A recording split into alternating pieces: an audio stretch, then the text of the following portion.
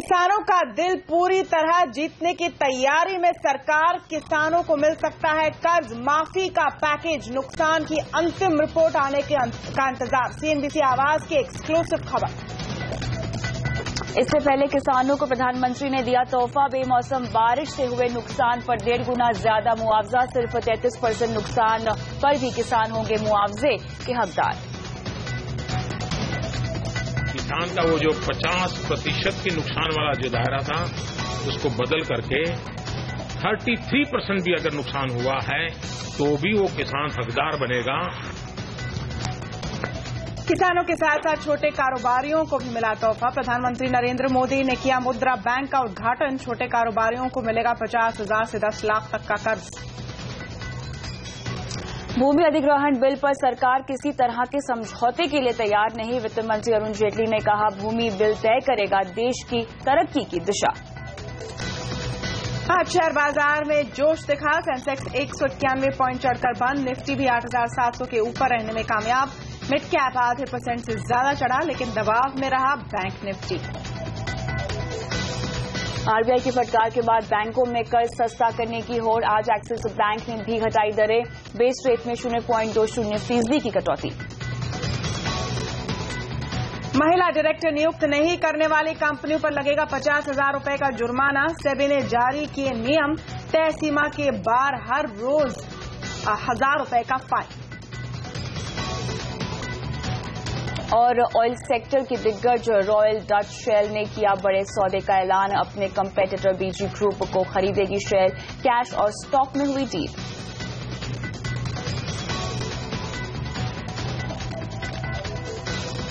नमस्कार, आप देख रहे हैं आवाज एट 9। मैं हूं तमन्ना इनामदार दत्ता। नमस्कार, मैं हूं कविता थपलियाल। आगे बढ़ते हैं और डालते हैं नजर कुछ और सुर्खियों पर। भारतीय एयरलाइंस के लिए अच्छी खबर। अमेरिकी एविएशन रेगुलेटर ने देश की एविएशन सेफ्टी रेटिंग फिर से 1 करने का किया ऐलान। इंटरनेट की आजादी बचाने के लिए सीएनबीसी आवाज की मुहिम को मिला बल। ओडिशा के सांसद तथागत सतपथी ने ट्राई को लिखी चिट्ठी। और अमिताभ बच्चन को राष्ट्रपति ने दिया पद्म विभूषण। सम्मान के मौके पर साथ आया पूरा परिवार।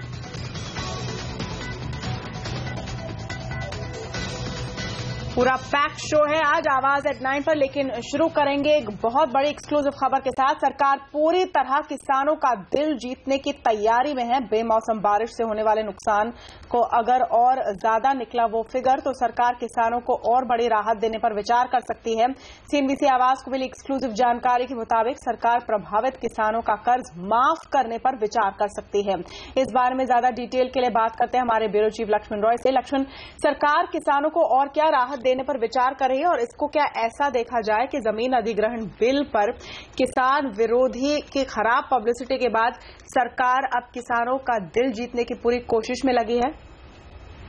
जी बिल्कुल, यहाँ पे इस नजरिए से इसको देखा जा सकता है, क्योंकि जो हमें सूत्र बता रहे हैं उसके मुताबिक सरकार ने अभी जो ऐलान किया है किसानों को राहत देने के लिए, उससे कहीं बड़ी राहत का ऐलान आने वाले दिनों में कर सकती है। सिर्फ इंतजार इस बात का किया जा रहा है कि बेमौसम बारिश से आखिरकार वाकई में कितना नुकसान हुआ है, कितने किसानों को नुकसान हो रहा है, उनकी भरपाई कैसे की जाए। चूंकि अभी सरकार की अलग अलग टीमें अलग अलग राज्यों का दौरा कर रही है। मिसाल के तौर पर कल राजस्थान में टीम दौरा करेगी। उसके बाद अलग अलग टीम की जब रिपोर्ट आ जाएगी, रिपोर्ट आने के बाद नुकसान का पूरी तरह से जब जायजा लग जाएगा, तब सरकार इन विकल्पों पर विचार करेगी कि और क्या राहत दी जाए। जो सबसे प्रमुख, सबसे ठोस विकल्प है जो हमें सूत्र बता रहे हैं वो ये है कि किसानों के ऊपर, खासतौर से जिन किसानों को बेमौसम बारिश से नुकसान हुआ है, उन किसानों के ऊपर जो भी कर्ज है वो कर्ज सरकार पूरी तरह से माफ कर सकती है। एक ठोस विकल्प है जिस पर सरकार विचार कर सकती है। इतना ही नहीं, इस साल का कर्ज तो आपको माफ कर ही देंगे, आने वाले 1 साल में वो किसान जो प्रभावित किसान है वो अगर कोई कर्ज लेते हैं तो उनको या तो मुफ्त में बगैर किसी ब्याज के कर्ज दिया जाएगा या फिर बहुत ही न्यूनतम ब्याज पर उनको कर्ज मुहैया कराया जाएगा। ये 2 महत्वपूर्ण विकल्प हैं जिस पर सरकार गंभीरता से विचार कर रही है और अंतिम रिपोर्ट आने का इंतजार कर रही है। सूत्र हमें यह भी बता रहे हैं कि पिछले दिनों उत्तर प्रदेश के क्षेत्र का जायजा लेने के लिए नितिन गडकरी की अगुवाई में जो टीम गई थी, वो उस टीम के काफी सदस्य इन विकल्पों के पक्ष में है, इन उपायों के पक्ष में है। और यहां तक सूत्र बता रहे हैं कि नितिन गडकरी की टीम के साथ जब प्रधानमंत्री की चर्चा हुई है तो वहां भी इन प्रस्तावों पर चर्चा हुई है, लेकिन इंतजार अंतिम रिपोर्ट का किया जा रहा है। तीसरी बात यहां पर महत्वपूर्ण निकल कर आ रही है कि सरकार अब देख रही है कि जो भी ऐलान किया जाता है ऐलान काफी देर तक पहुंचता है, तब तक किसान काफी मायूस हो चुका रहता है। तो किसानों को सही समय पर तत्काल राहत मिल सके, इसके लिए किसानों के बैंक खाते के डिटेल्स जुटाए जा रहे हैं ताकि सीधे किसानों के बैंक खातों में उनके राहत की राशि वहां पहुंचाई जा सके। क्योंकि अभी प्रावधान यह है कि राज्य सरकारों के जरिए लंबी प्रक्रिया के तहत ये किसानों के पास पैसा पहुंचता है, उस समय कई बार मुनाफाखोरी रिश्वतखोरी में पैसा बर्बाद हो जाता है। तो सीधे किसानों के खातों में पैसे पहुंचाने की भी यहाँ पे मुहिम चल रही है और इसके बारे में जल्द ऐलान किया जाएगा। फिलहाल तत्काल राहत देने के लिए सरकार ने इंश्योरेंस कंपनियों को हिदायत दी है कि जल्द से जल्द इंश्योरेंस बीमा पहुंचाए, बैंकों को कहा है कि लोन रिस्ट्रक्चर करे। लेकिन अब जो बड़ी राहत होगी तो उसको इस नजरिए से जरूर देखा जा सकता है कि पिछले दिनों जमीन अधिग्रहण कानून को लेकर जो किसान विरोधी छवि कहीं न कहीं बनती हुई सरकार की दिखी, विपक्ष पार्टियों के आरोपों की वजह से सरकार उस छवि को साफ करना चाहती है और साथ ही साथ सरकार किसानों का दिल जीतना चाहती है और बताना चाहते हैं कि हम वाकई में आपके साथ हैं और आपके हितों का पूरी तरह से ख्याल रखेंगे। यानी एक तीर से दो निशाना साधना चाहती है यहाँ पर। बिल्कुल, शुक्रिया इन तमाम डिटेल्स के लिए लक्ष्मण। वैसे सरकार कर्ज माफी पर फैसला बाद में करेगी, लेकिन किसानों का दिल जीतने की पहल शुरू हो चुकी है। प्रधानमंत्री मोदी ने किसानों के लिए आज बड़ी राहत का ऐलान किया है। किसानों को अब 50% ज्यादा मुआवजा मिलेगा, साथ ही अब 1/3 फसल की बर्बादी पर भी किसानों को हर्जाना मिलेगा। अब तक 50% से ज्यादा नुकसान की स्थिति में ही मदद पाने वालों को सूची में जगह मिलती थी। साथ ही प्रधानमंत्री ने बैंकों और बीमा कंपनियों को भी कहा है कि वो किसानों को राहत दें। नेचुरल कैलेमिटी पहले भी आई है, लेकिन सरकार के जो पैरामीटर रहे हैं उन पैरामीटर्स में आज के संकट में किसान को ज्यादा मदद नहीं मिल सकती है और इसलिए ये संकट की व्यापकता इतनी है और उस समय है जबकि उसको फसल लेकर के बाजार में जाना था, एक प्रकार से उसके नोटों का बंडल ही जल गया, उस प्रकार का हम कह सकते हैं। ने इंश्योरेंस कंपनी को भी आदेश किया है कि बहुत ही प्रोएक्टिव होकर के उनकी तुरंत मदद की जाए। बैंकों को हमने आदेश किया है कि बैंक भी उनके जो कर्ज हैं उनके संबंध में किस प्रकार से रिस्ट्रक्चर करें ताकि उनको इस संकट से बाहर लाया जाए। उधर रिजर्व बैंक ने प्रधानमंत्री के निर्देश पर तत्काल कार्रवाई करते हुए किसानों को बड़ी राहत दी है। आरबीआई गवर्नर ने बैंकों से कहा कि वो उन किसानों के लोन रिस्ट्रक्चर करें जिन्हें फसलें खराब हो गई हैं। प्रधानमंत्री नरेंद्र मोदी ने बैंकों को कहा था कि वो किसानों को राहत दे। बेमौसम बारिश और ओले पड़ने से 113 लाख हेक्टेयर क्षेत्र की फसल खराब होने का अनुमान है। केंद्रीय खाद्य मंत्री रामविलास पासवान ने माना कि बेमौसम बारिश से भारी नुकसान हुआ है। उन्होंने कहा कि इस साल जैसी तबाही पहले कभी नहीं हुई है। खाद्य मंत्री ने प्रधानमंत्री के किसानों को अधिक मुआवजा देने के फैसले की प्रशंसा करते हुए कहा कि ये काफी अच्छा कदम है। खाद्य मंत्री ने कहा कि पत्र में सोनिया गांधी ने गेहूं में नमी को 14% से कम करने का अनुरोध किया था, लेकिन फूड सेफ्टी एक्ट के मुताबिक नमी में 14% से ज्यादा कमी करना मुमकिन नहीं है।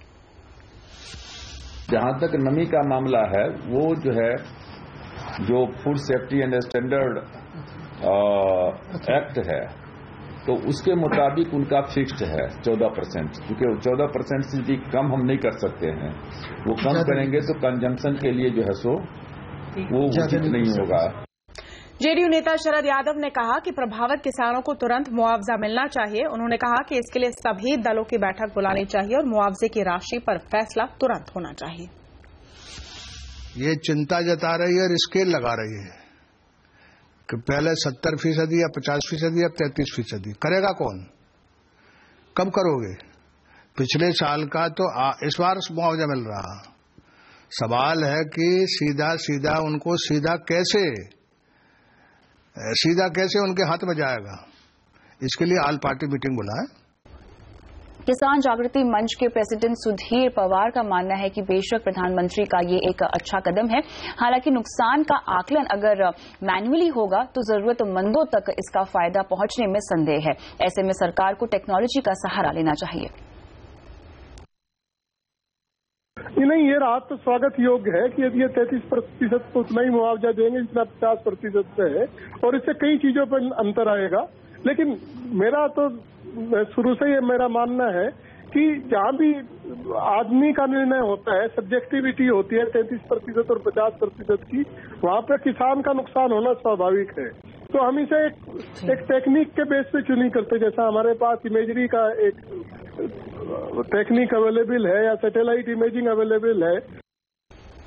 प्रधानमंत्री नरेंद्र मोदी ने आज देश में प्रधानमंत्री मुद्रा बैंक योजना की शुरुआत की। इस योजना को छोटे कारोबारियों को बढ़ावा देने की दिशा में एक क्रांतिकारी कदम माना जा रहा है। मुद्रा बैंक यानी micro units development fund refinance agency है। प्रधानमंत्री मुद्रा योजना में 10 लाख रुपए तक के सस्ते लोन दिए जाएंगे। शुरुआती दौर में मुद्रा बैंक सिडबी की यूनिट के तौर पर काम करेगी। प्रधानमंत्री मुद्रा योजना के तहत 3 तरह के लोन मिलेंगे। इनके नाम होंगे शिशु, किशोर और तरुण। शिशु योजना के तहत 50,000 रुपए तक के लोन दिए जाएंगे। किशोर योजना के तहत 50,000 रुपए से 5 लाख रुपए तक के लोन दिए जाएंगे। तरुण योजना के तहत 5 लाख से 10 लाख रुपए तक के लोन दिए जाएंगे। प्रधानमंत्री नरेंद्र मोदी ने कहा कि मुद्रा बैंक से देश की जीडीपी बढ़ाने में मदद मिलेगी। 5 करोड़ 75 लाख जो छोटे व्यापारी हैं और उनका एवरेज कर्ज कितना है? पूरे हिंदुस्तान में 11 लाख करोड़ की उनके पास पूंजी है। टोटल पूरे देश में कोई ज्यादा अमाउंट नहीं है वो। और एवरेज कर्ज निकाला जाए तो एक यूनिट का एवरेज कर्ज 17,000 है। सिर्फ 17,000 यानी कुछ नहीं है। अगर उसको 1 लाख के कर्ज की ताकत दे दी जाए और उसको इतना अगर जोड़ दिया जाए और ये 11 लाख करोड़ है वो 1 करोड़ तक अगर पहुंच जाए, हम कल्पना कर सकते हैं देश की इकोनॉमी को, जीडीपी को नीचे से ताकत देने का इतना बड़ा फोर्स जो कि कभी अनटैप था। भूमि अधिग्रहण बिल पर सरकार किसी तरह के समझौते के लिए तैयार नहीं है। वित्त मंत्री अरुण जेटली का कहना है कि भूमि बिल लागू होने से देश की तरक्की की दिशा तय होगी। उन्होंने बताया कि बिल लाने से पहले सभी पक्षों से राय ली गई है, जिसमें राज्य सरकारें भी शामिल हैं। We called every state government, and every state government unanimously said we want a change to the 2013 law. Chief ministers of Congress and UPA governments, Maharashtra for example, wrote letters to the centre, for heaven's sake, please amend this law. Chief Minister of Haryana, then UPA, refused to accept the central law, the 4-time compensation, and offered much less. So we went through the exercise of building consensus. Unanimously, the Chief Minister said so. और आज axis bank ने भी सस्ता कर्ज किया। आपको कितना मिलेगा फायदा, देखिए इस ब्रेक के बाद। लेकिन कर्ज सस्ता करने के चलते बैंकिंग शेयर रहे दबाव में, देखेंगे पूरे बाजार का हाल इस ब्रेक के बाद।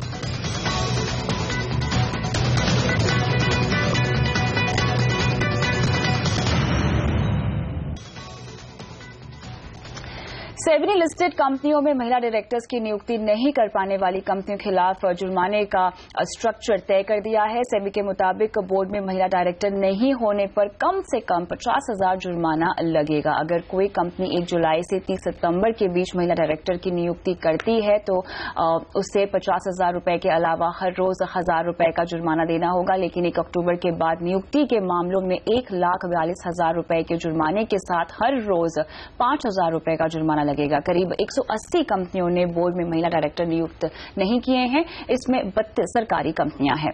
और इसी खबर पर जानकारी के लिए हमारे साथ अब जुड़ रहे हैं प्राइम डेटाबेस के एमडी और प्रणव हल्दिया। आपका स्वागत है प्रणव। ये बताएं कि क्या आपको सेबी की कार्रवाई यहां पर पर्याप्त लग रही है?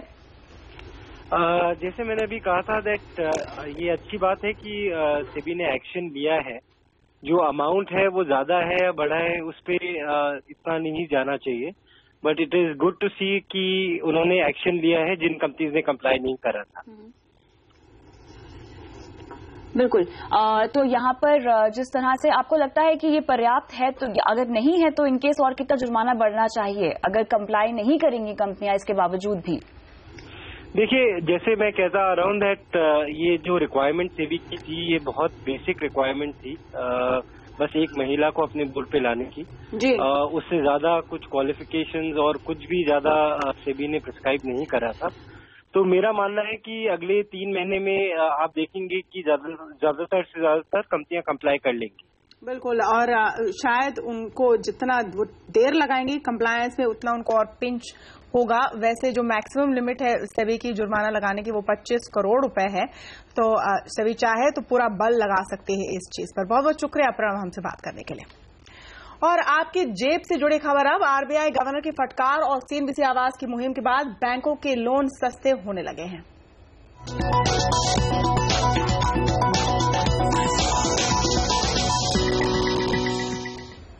बैंकों की तरफ से ब्याज दरों में कमी का सिलसिला जारी है। देश के तीसरे सबसे बड़े प्राइवेट बैंक एक्सिस बैंक में बेस रेट में 20 बेसिस पॉइंट्स की कमी करती है। इसके बाद बैंक का बेस रेट 9.95% हो गया है। कटौती 13 अप्रैल से लागू होगा। बैंक ने डिपॉजिट रेट में भी 0.25% की कटौती की है। इसके अलावा लक्ष्मी विलास बैंक ने भी बेस रेट में 15 बेसिस पॉइंट की कटौती की है, जिसके बाद बैंक का बेस रेट 11.10% हो गया है। नई दरें 14 अप्रैल से लागू होंगी। कल रिजर्व बैंक की फटकार के बाद देर शाम एसबीआई, एचडीएफसी बैंक और आईसीआईसीआई बैंक ने अपनी ब्याज दरें घटाई थी। आईसीआईसीआई बैंक ने बेस रेट में 0.25% की कटौती की थी। वहीं एसबीआई और एचडीएफसी बैंक ने बेस इंटरेस्ट रेट में 15 बेसिस पॉइंट्स की कमी का ऐलान किया था। अब बात करते हैं शेयर बाजार की, जहां आज हमने बाजार में जोश देखा। सेंसेक्स 190 पॉइंट्स चढ़कर बंद हुआ है, तो वहीं निफ्टी 8700 के ऊपर बंद होने में कामयाब रहा। मिड कैप में 1% की तेजी रही, लेकिन बैंक निफ्टी में दबाव देखने को मिला। बाजार का पूरा हाल बताने के लिए जुड़ते हैं हमारे मार्केट सेट अनिल सिंघवी से। अनिल जी, बताएं बाजार में आज किस तरह का कारोबार हुआ? कल के उतार चढ़ाव के बाद भारतीय बाजारों ने आज दमदार अच्छी मजबूती के साथ शुरुआत की और निफ्टी ने 8700 के लेवल के आसपास शुरुआत की और शुरुआत के बाद लगभग उसी लेवल के आसपास फर्स्ट हाफ बाजार ने ट्रेड किया, लेकिन फाइनली बाजार बंद होते होते गेंस और ज्यादा बेहतर होते हुए दिखे। 0.5% से ज्यादा की तेजी के साथ निफ्टी बंद होता हुआ नजर आया। इसके साथ ही सेंसेक्स में भी इतनी ही मजबूती देखने को मिली, लेकिन मिड कैप और स्मॉल कैप शेयरों में आज फिर से लीडरशिप आती हुई दिखी। मिड कैप इंडेक्स लगभग आप देख सकते हैं 0.5% की मजबूती के साथ बंद हुआ, लेकिन स्मॉल कैप शेयरों में जबरदस्त उछाल का सिलसिला जारी। लगातार 5वां ट्रेडिंग सेशन है जब यहां से काफी जबरदस्त मजबूती नजर आ रही है। लगभग 0.25% की तेजी यहां पर होती हुई दिखी और यही वजह की बढ़ने वाले शेयरों की तादाद काफी जबरदस्त थी और आज पूरे दिन भर मजबूत शेयर हावी होते नजर आए। 900 शेयर पॉजिटिव बंद हुए। वॉल्यूम्स भी काफी अच्छे नजर आ रहे। बाजार में पार्टिसिपेशन फिर से लौटता हुआ दिख रहा है ट्रेडर्स की तरफ से 2,17,000 शेयरों का। हालांकि कल के मुकाबले में थोड़ा सा कारोबार कम होता दिखा, लेकिन आईटी शेयरों में आज फिर से एक तेज उछाल देखने को मिली। कल से जो रिकवरी शुरू हुई, आज टेक महिंद्रा में देखिए 3% का उछाल आता हुआ दिखा। कुछ बड़े सौदे भी होते हुए नजर आए। एचसीएल टेक, टीसीएस, इनफी सारे दिग्गज ऊपर थे, लेकिन असली मजबूती जो निफ्टी पर आई वो ऑयल एंड गैस स्पेस से आई और बाजार की दिग्गज कंपनी रिलायंस इंडस्ट्रीज 4% के बड़े मुनाफे के साथ बंद हुई। वहीं गेल, कैन इंडिया में भी अच्छी तेजी थी। ऑयल मार्केटिंग कंपनियों के शेयरों के लिए बेहतरीन समय चल रहा है। क्रूड के कमजोर दाम और रुपए की स्थिरता।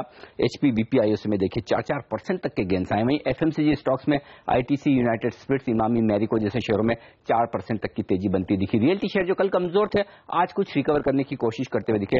एचडीआई, यूनिटेक पॉजिटिव बंद होने में कामयाब रहे। कैपिटल गुड शेयरों में, मिड कैप शेयरों में खासतौर से एबीबी, क्रॉम्पटन, थर्मेक्स जैसे शेयर आज मजबूत थे। फार्मा शेयरों में एक्शन बरकरार रहा। खबरों के दम पर डॉक्टर रेड्डीज के कुछ दवाओं को की अर्जी को मंजूरी मिली है, वो खबर के बाद 2% की तेजी हुई। ग्लेनमार्क फार्मा में एफआईएस की लिमिट अब 49% बढ़ा दी गई और ओबिंदो फार्मा के भी 2200 करोड़ के क्यूआईपी को मंजूरी मिली। स्टॉक गैप से खुलकर आज 2.5% नीचे बंद हुआ। शुगर शेयरों में और एग्रीकल्चर और रिलेटेड सारे शेयरों में अच्छी तेजी देखने को मिली। बजाज हिंदुस्तान को देखिए 12% के बड़े गेंस के साथ बंद हुआ। यही हाल बाकी शुगर शेयरों का था। वहीं राइस शेयरों में भी इसी तरह का बड़ा उछाल दिखा। एलटी फूड्स को देखिए यहां पर लगभग 20% का ऊपरी सर्किट लगता हुआ नजर आया। लक्ष्मी एनर्जी 10% ऊपर था। खबरों के दम पर बड़ा एक्शन दिखा कोल इंडिया। यहां पर ये कुछ अपना प्रोडक्शन मार्केट प्राइस पर बेच पाएंगे। इस खबर के बाद स्टॉक पर 6% की तेजी होती दिखी। आरईसी के ऑफर फॉर सेल को काफी बेहतरीन रेस्पॉन्स मिला। उसके बाद स्टॉक में तेजी बनती हुई दिखी 3% के आसपास की। वीडियोकॉन ये स्टॉक है जहां इनकी ग्रुप कंपनी वीडियोकॉन D2H को कल रात नैस्डैक में लिस्ट करवाया गया। उसके बाद 3% की तेजी हुई। भूषण स्टील के लिए कुछ डेट रिस्ट्रक्चरिंग और फाइनेंसिंग की खबरें आती दिखी जो नई 525 स्कीम के तहत हो सकता है। इसके बाद स्टॉक पर 13% की तेजी होती दिखी। कुछ फंड एक्शन दिखा कल के सेशन में। वीजा स्टील, यहां पर क्रेस्टा फंड ने खरीदारी की और केएनआर कंस्ट्रक्शन में भी कुछ फंड्स की खरीदारी के बाद एक अच्छी तेजी का माहौल बनता नजर आया। निफ्टी पर मजबूत शेयरों का जिक्र करें तो भारतीय Airtel, UltraTech cement, Asian paints जैसे शेयरों में अच्छी तेजी दिखी। वहीं कमजोर शेयरों का जिक्र करें आइडिया, यस बैंक, सेसा स्टरलाइट और ओएनजीसी जैसे दिग्गजों से थोड़ा आज दबाव बनता हुआ बाजार पर नजर आया। और सरकारी कंपनी आरईसी यानी रूरल इलेक्ट्रिफिकेशन कंपनी के ऑफर फॉर सेल को शानदार रिस्पांस मिला है। अब तक ये ओएफएस करीब 5 गुना सब्सक्राइब हो चुका है। रिटेल का हिस्सा 9 गुना सब्सक्राइब हुआ है। और मेक इन इंडिया मुहिम को बढ़ावा देने और देश में निवेश आकर्षित करने के मुख्य उद्देश्य से प्रधानमंत्री नरेंद्र मोदी का 3 देशों का दौरा कल से शुरू हो रहा है। इस दौरे में प्रधानमंत्री यूरो जोन के 2 सबसे बड़ी इकोनॉमीज फ्रांस और जर्मनी के अलावा कनाडा जा रहे हैं। गुरुवार से शुरू हो रही इस यात्रा में नरेंद्र मोदी का सबसे पहला पड़ाव होगा फ्रांस में प्रधानमंत्री मोदी डिफेंस, मैन्युफैक्चरिंग सेक्टर समेत मेक इन इंडिया प्रोग्राम में फ्रांस से बड़ा सहयोग मांगेंगे। हालांकि फ्रांस यात्रा में रफाल फाइटर जेट के सौदे का मुद्दा छाए रहने की उम्मीद है। विदेश सचिव एस जयशंकर के मुताबिक प्रधानमंत्री मोदी का ये 3 देशों का दौरा मेक इन इंडिया के लिए काफी अहम है। उनके मुताबिक फ्रांस के साथ इंफ्रास्ट्रक्चर और डिफेंस के क्षेत्र में अहम बातचीत हो सकती है। Both, of course, on infrastructure, as you know, it's something which is a very high priority for the government, and we do believe a lot of French companies have expertise and capabilities to contribute. In the case of defense, for us, our relationship with France traditionally has had defense, space and nuclear as 3 important facets of that relationship. French companies are very capable, very experienced in the defense side, and we hope that the roundtable with French defense companies would lead to their taking interest in Make in India investments in India in the defense side. और internet की आजादी पर CNBC आवाज की मुहिम को मिला बल। ओडिशा के सांसद ने लिखी ट्राई को चिट्ठी, करेंगे चर्चा इस ब्रेक के बाद।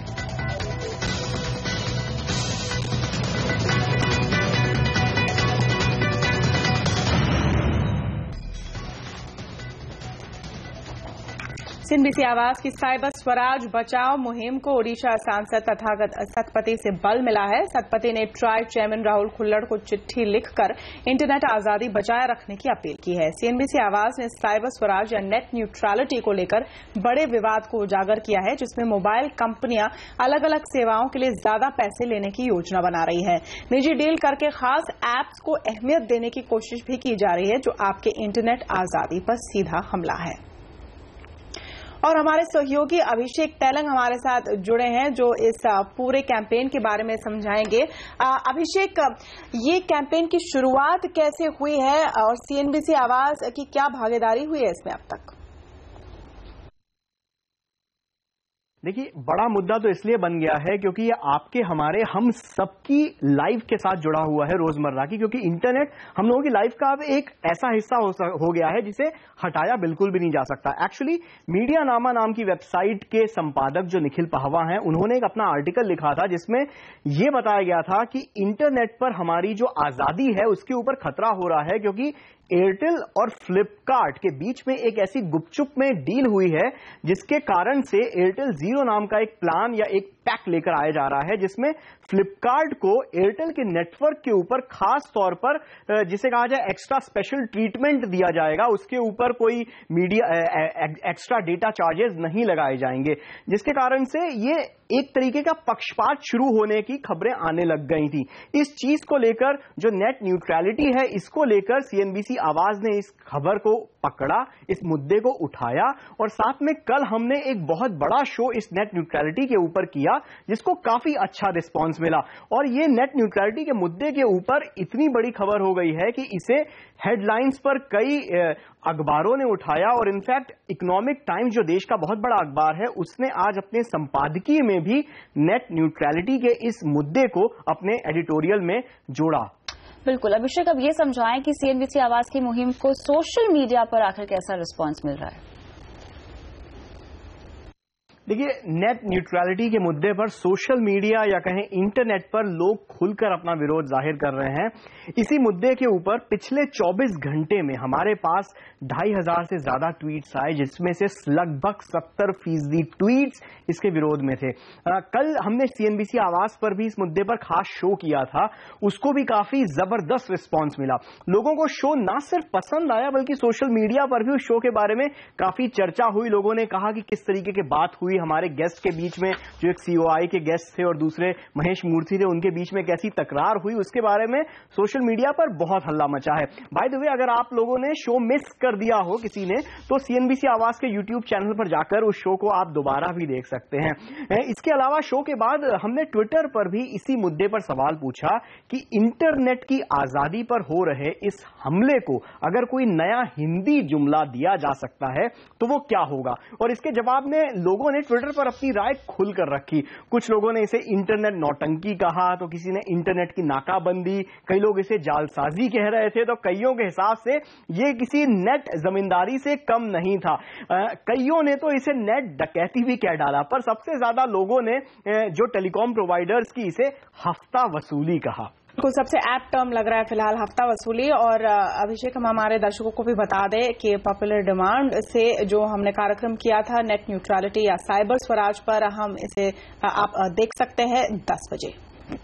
और इस मामले पर हमने बात की स्नैपडील के को फाउंडर रोहित बंसल से और उनसे पूछा कि क्या एयरटेल फ्लिपकार्ट डील से उन्हें खतरा लग रहा है। सुनिए उनका क्या कहना था। नेट न्यूट्रलिटी एक बहुत ही कॉम्प्लिकेटेड टॉपिक है। अभी 2-3 दिन पहले कुछ रेगुलेशंस आए हैं। I don't think anyone in the country fully understands the meaning of this. So as an industry we are all discussing as to what that means and then will soon form a view of what is our stand on this. और आपको एक बार फिर बता दें कि TRAI ने इस पर कंसल्टेशन पेपर जारी किया है जिस पर वो लोगों की राय मांग रहे हैं। कोई भी कानून या गाइडलाइन बनाने के पहले आप भी इन लिंक्स पर जाकर ट्राई से साइबर स्वराज और नेट न्यूट्रलिटी पर अपनी राय बता सकते हैं। और अगर बहुत सारे नंबर्स में लोग ये कहें कि नेट न्यूट्रलिटी या साइबर स्वराज को बचाए रखो, तो शायद TRAI भी आपकी बात सुन सकता है। और भारत को लेकर ट्विटर पर है बड़े प्लान। करेंगे ट्विटर इंडिया के CEO ऋषि जेटली से बात इस के बाद। और भारतीय एयरलाइन कंपनियों के लिए अच्छी खबर, एविएशन सेफ्टी रेटिंग फिर हुई 1। बात करेंगे ब्रेक के बाद।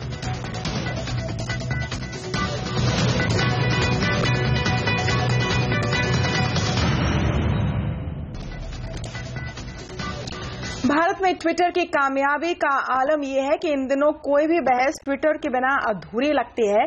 ट्विटर को भी अपनी कामयाबी का अंदाजा है और वह इसे और ज्यादा बढ़ाना चाहता है। इस सिलसिले में ट्विटर सरकार के साथ मिलकर भी काम करने जा रहा है। ट्विटर की योजनाओं पर बातचीत करने के लिए अब पहली बार CNBC आवाज पर सुपर एक्सक्लूसिव इंटरव्यू में है ट्विटर इंडिया के CEO ऋषि जेटली। ऋषि, स्वागत है आपका। क्या ट्विटर में आप लोग सरप्राइज्ड हैं इंडिया में आपकी पॉपुलैरिटी को देखकर? क्योंकि राजनीति हो, कोई नई फिल्म हो, कोई भी टॉपिक हो, उस पर बहस छिड़ती है ट्विटर पर। नहीं, हम सोचते हैं कि Twitter was made for India. Actually Twitter SMS पे पैदा हुआ है। पहली ट्वीट्स SMS पे ही थी। इंडिया एक मोबाइल फर्स्ट कंट्री है। ट्विटर पे मीडिया है, न्यूज है, पॉलिटिक्स है, एंटरटेनमेंट है, स्पोर्ट्स है, और इंडिया भी पागल है ये सब के बारे में। तो हम बिल्कुल सरप्राइज नहीं हैं कि पिछले 2, 2.5, 3 साल में ट्विटर इतना बड़ा हो गया इंडिया में, जहां पे लोग न्यूज फॉलो करते हैं, मैच की स्कोर फॉलो करते हैं और स्टार के साथ बातचीत भी होती है। बिल्कुल। लेकिन ऋषि, बताइए कि आप सरकार के साथ ट्विटर संवाद जैसी कई पहल पर काम कर रहे हैं, इनसे आपकी क्या उम्मीदें हैं? हम सोचते हैं हमारी टीम ट्विटर पे मिशन ड्रिवन है। मतलब हम सोचते हैं कि अगर पूरा इंडिया ट्विटर पे है, हमारा देश को भी फायदा होगा, क्योंकि यहाँ पे न्यूज भी मिल सकता है लेकिन इमरजेंसी अपडेट भी मिल सकती हैं। ट्विटर संवाद जो हमने लॉन्च किया है गवर्नमेंट ऑफ इंडिया के साथ, प्राइम मिनिस्टर के साथ, एक चीज है जहाँ एक मिस्ड कॉल दे सकते हैं अपनी पुलिस ऑर्गेनाइजेशन को या चीफ मिनिस्टर को या आर्मी को, और अगर कुछ हुआ आपके इलाका में, आपको SMS मिल जाएगा जब वो ट्वीट करते हैं। और यहाँ की इंडिया में यंग पीपल बहुत हैं, और हम देख रहे हैं जब ये अगर कुछ पब्लिक इश्यू है, कुछ प्रोटेस्ट हो रहा है, ट्विटर पे ये सब ऑर्गेनाइज होता है। तो हमारी आशा है कि लोग ट्विटर यूज करें इन्फॉर्म बनने के लिए और एंगेजमेंट के लिए भी। बिल्कुल ऋषि, लेकिन जिस संवाद की आप बात कर रहे हैं, भारत का थोड़ा ट्रैक रिकॉर्ड खराब है, सेंसरशिप के मामले में हम बदनाम हैं। आपकी ट्रांसपेरेंसी इंडेक्स की लिस्ट में भी भारत का नाम काफी नीचे है, तो कहां पर हम रेट होते हैं? वो सब इंफॉर्मेशन पब्लिक है। हम ट्रांसपेरेंसी में बहुत बिलीव करते हैं। आप अगर इंटरनेट पे देख लीजिए ट्विटर ट्रांसपेरेंसी रिपोर्ट, सारा इंफॉर्मेशन वही है हमारे रिलेशंस सरकार के साथ पूरे देश में।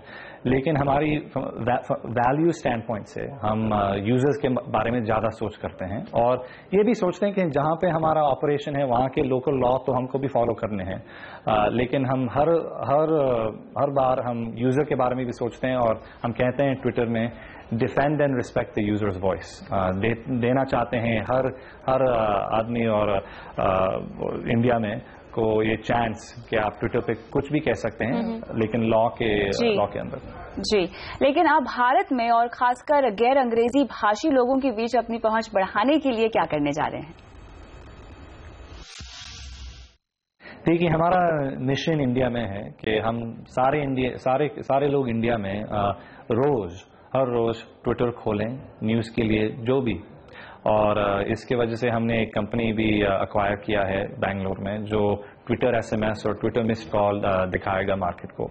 हमने इंडियन हैशटैग भी लॉन्च किया है, मतलब अब आपके फोन पे आप हिंदी में भी टाइप कर सकते हैं, गुजराती में टाइप कर सकते हैं, बंगाली में टाइप कर सकते हैं, और वो बातें, वो हैशटैग, वो कॉन्वर्सेशन दुनिया भर अब ट्रेंड हो सकती हैं। 15 फरवरी को जब इंडिया पाकिस्तान मैच हो रहा था, हैशटैग जय हिंद हिंदी में वर्ल्ड वाइड ट्रेंड हुआ। और ये सब हमारे प्रोग्राम हैं। हमारा मिशन मैस मिशन है यहाँ इंडिया में और मोमेंटम बहुत बड़ा है और इंडिया हमारा फास्टेस्ट ग्रोइंग मार्केट है। बिल्कुल, और आपका ऐप भी इवॉल्व हो रहा है, जैसे आपका नया जो कोट फीचर है जिसमें आप किसी भी लिंक को कोट कर सकते हैं और आपके 140 कैरेक्टर्स की जगह वो नहीं लेता। बहुत बहुत शुक्रिया ऋषि जेटली हमसे बात करने के लिए। और हम भी ट्विटर का खूब इस्तेमाल करते हैं। आप हमारे साथ अगर जुड़ना चाहते हैं, कमेंट देना चाहते हैं, तो हमारे हैशटैग्स आपकी स्क्रीन पर। और भारतीय एयरलाइंस कंपनियों के लिए एक अच्छी खबर है। अमेरिकी एविएशन रेगुलेटर ने भारत की एविएशन सेफ्टी रेटिंग फिर से बढ़ाकर 1 करने का ऐलान किया है। एयर सेफ्टी रेटिंग बढ़ने से एयर इंडिया और जेट एयरवेज को फायदा होगा और ये दोनों अमेरिकी एयरलाइन कंपनियों के साथ कोड शेयर अग्रीमेंट कर सकेंगी। पिछले साल जनवरी में अमेरिकी एविएशन रेगुलेटर ने घाना और मोजाम्बिक के साथ साथ भारत की भी एयर सेफ्टी रेटिंग घटाकर 2 कर दी थी। अमेरिकी एविएशन रेगुलेटर ने एविएशन सेफ्टी को लेकर भारत की टेक्निकल क्षमताओं को कमतर मानते हुए रेटिंग घटाई थी। उसके बाद डीजीसीए ने 75 फ्लाइंग इंस्पेक्टर्स की नियुक्ति की थी। एयर सेफ्टी रेटिंग बढ़ाने के फैसले पर सिविल एविएशन मंत्री अशोक गजपति राजू ने खुशी जताई है। India is being restored to Category 1 status. We were downgraded some time back and we are getting restored. So that's good news for us and we have to work and hold on to it. Global स्तर पर आज एक बड़ी M&M deal हुई है। Oil sector की दिग्गज Royal Dutch Shell अपने कंपेटिटर बीजी ग्रुप को खरीदेगी। कंपनी ने आज बताया कि oil and gas exploration company BG group की वैल्यूएशन करीब $17 अरब लगाई गई है और दोनों कंपनियों के बीच कैश और शेयर डील में ये सौदा हुआ है। ये डील 2015 की सबसे बड़ी डील हो सकती है और दोनों कंपनियों को मिलाकर जो कंपनी बनेगी उसकी वैल्यू करीब 300 अरब होगी।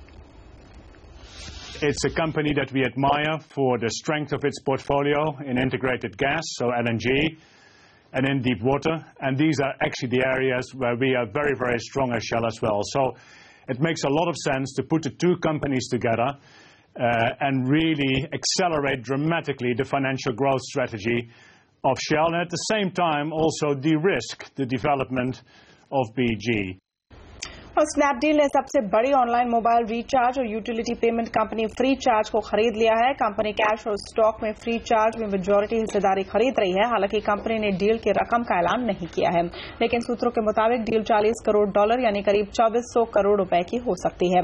स्नैपडील के मुताबिक इस सौदे से उसके मोबाइल ई-कॉमर्स कारोबार को फायदा होगा। और रियल एस्टेट रेगुलेटरी बिल पर क्या कहना है बिल्डर्स का, सुनाएंगे आपको ब्रेक के बाद।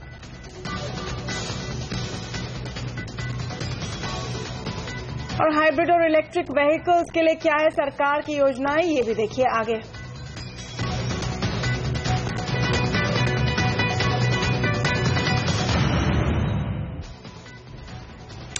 रियल एस्टेट रेगुलेटर के संशोधित बिल को मंजूरी मिलने से सेक्टर से जुड़ी कंपनियां खुश हैं। बिल्डर्स के मुताबिक रियल्टी सेक्टर में रेगुलेटर के आने से जहां पारदर्शिता आएगी वहीं पूरी इंडस्ट्री की ग्रोथ भी बढ़ेगी। लेकिन उनका ये भी कहना है कि प्रोजेक्ट के लिए मिले 50% पैसे को एस्क्रो अकाउंट में रखने से बिल्डर्स को परेशानी होगी। एस्क्रो अकाउंट है जहां 50% पैसे आपको एस्क्रो अकाउंट में रखने की आवश्यकता पड़ रही है। मेरे अंदाज से ये काफी दिक्कत होगी क्योंकि वैसे ही लिक्विडिटी की एक क्राइसिस है रियल एस्टेट में। काफी बड़े कंपनी छोटे कंपनी के पास लिक्विडिटी नहीं है। तो मेरे अंदाज से how this escrow account will work and how banks will give funding against or without this escrow account, मुझे कुछ अब तक स्पष्ट नहीं है। मंशा इसकी जो क्लियर है कि जितने भी स्टेक होल्डर्स हैं इंक्लूडिंग डेवलपर्स टुडे आज वाया एक सिंगल यूनिफाइड एजेंसी के द्वारा उनको जो है एक तरीके से रेगुलेशन भी किया जाए, उनकी एक डेवलपमेंट भी होवे, ज्यादा ट्रांसपेरेंसी आवे।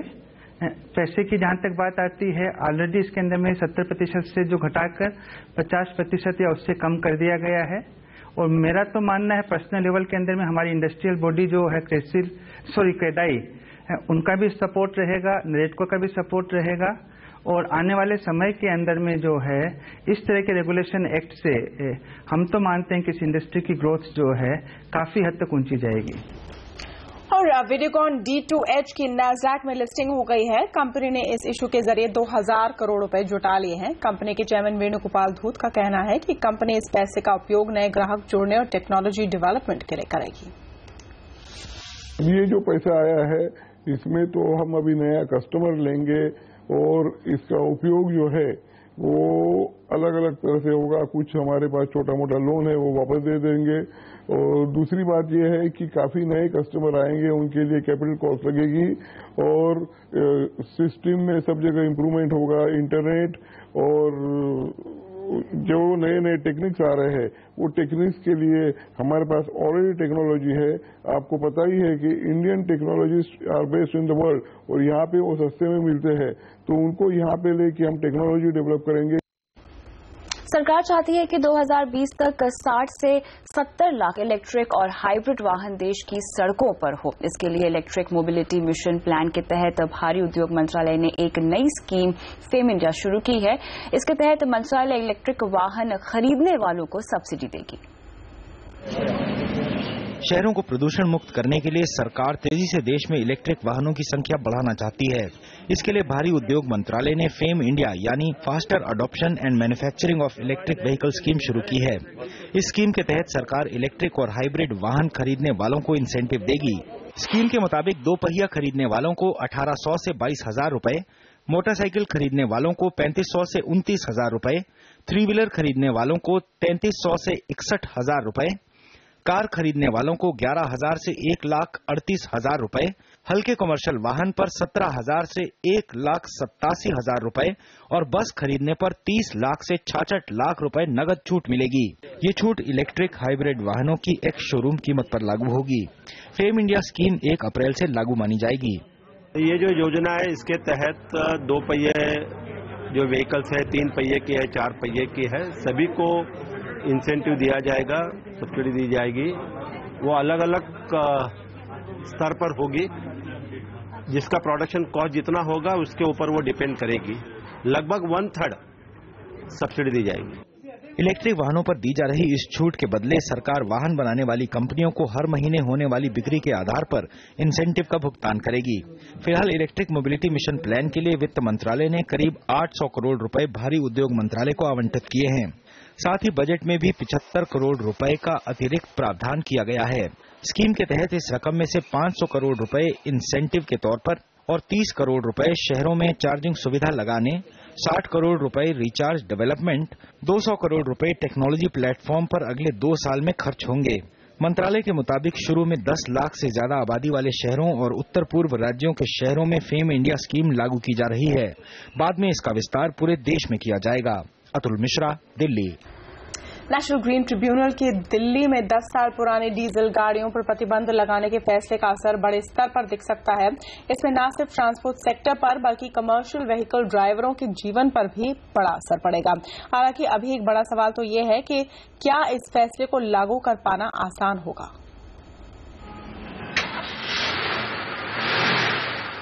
एनसीआर में एयर पोल्यूशन का स्तर खतरे के निशान को पार कर चुका है। ऐसे में नेशनल ग्रीन ट्रिब्यूनल के दिल्ली में 10 साल से पुरानी डीजल गाड़ियों पर प्रतिबंध के फैसले का स्वागत ज्यादातर दिल्ली वासी कर रहे हैं। More important is health.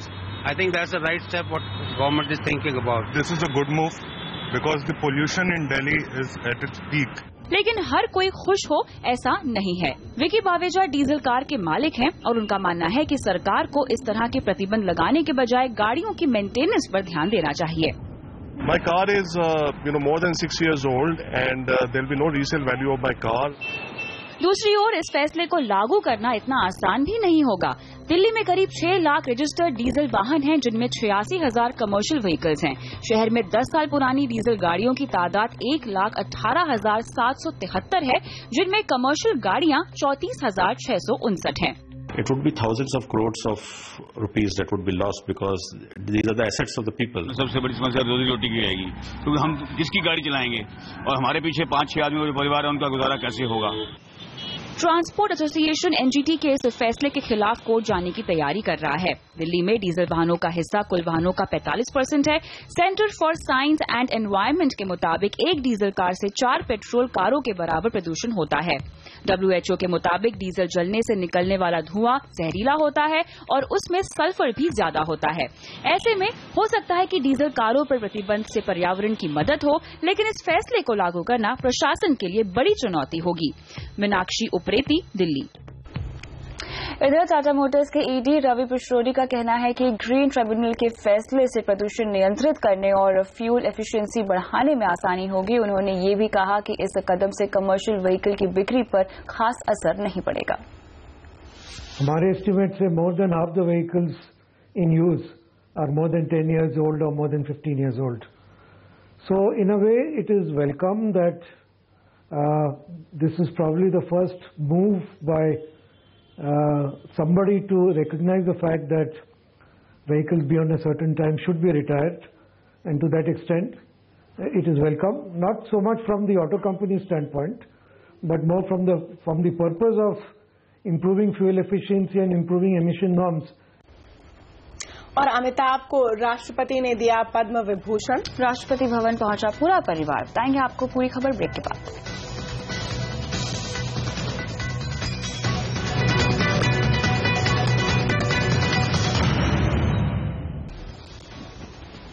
Make in India मुहिम को बढ़ावा देने और देश में निवेश आकर्षित करने के मुख्य उद्देश्य से प्रधानमंत्री नरेंद्र मोदी का 3 देशों का दौरा कल से शुरू हो रहा है।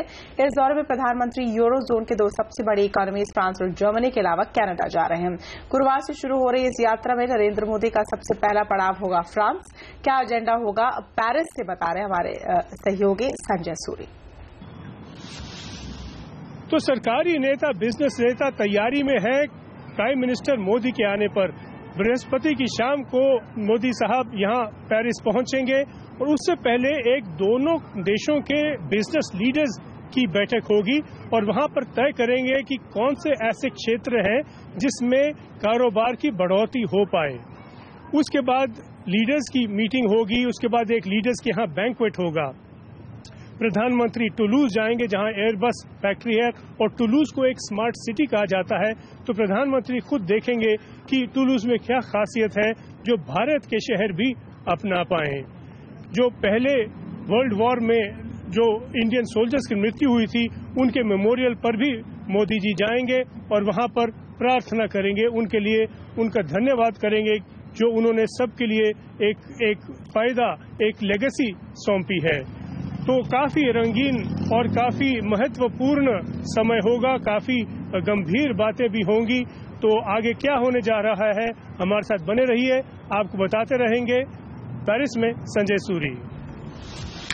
टाटा स्काई ने अपने ग्राहकों के लिए कस्टमाइज रिचार्ज की सुविधा शुरू की है। इसके तहत ग्राहक जितने दिन टीवी देखना चाहें उतने दिन का रिचार्ज करा सकते हैं। ग्राहक चाहे तो सिर्फ 1 दिन के लिए भी रिचार्ज, बस अगर आज आपको टीवी देखना है तो एक डेली रिचार्ज खरीदिए, उसे स्क्रैच कीजिए, अपने रजिस्टर्ड मोबाइल से नंबर भेजिए और 1 दिन के लिए टीवी देखिए। कंज्यूमर 8 रुपए से शुरू होकर 10 रुपए तक 100 रुपए तक रिचार्ज करा सकते हैं।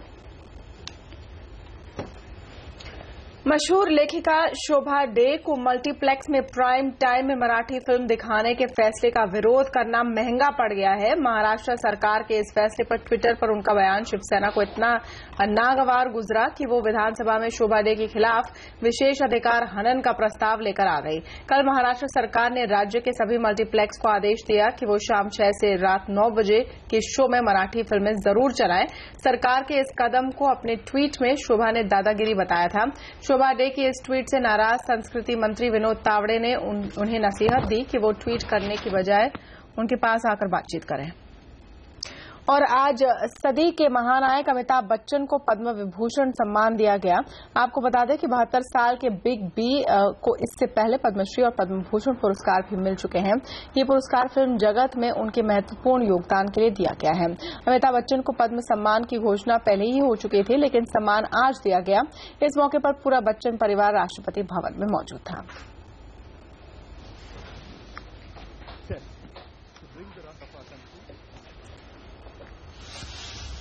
और आवाज़ एट 9 में इतना ही। कल फिर होगी मुलाकात, तब तक के लिए नमस्कार।